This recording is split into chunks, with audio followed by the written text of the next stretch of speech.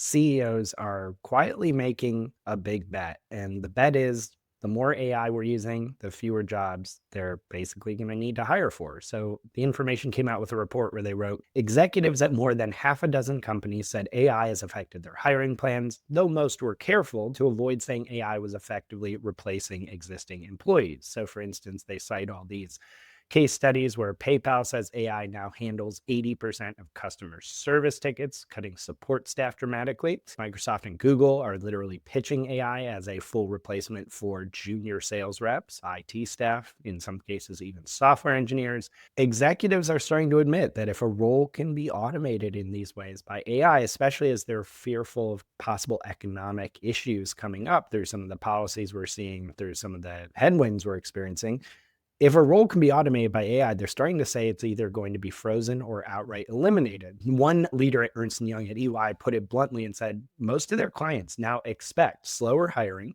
or headcount cuts across their entire business.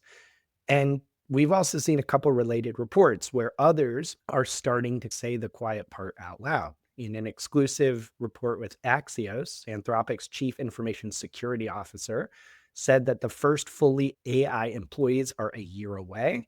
There's a new startup that's on our radar called Mechanize, and their explicit mission is to develop, quote, virtual work environments, benchmarks, and training data that will enable the full automation of the economy.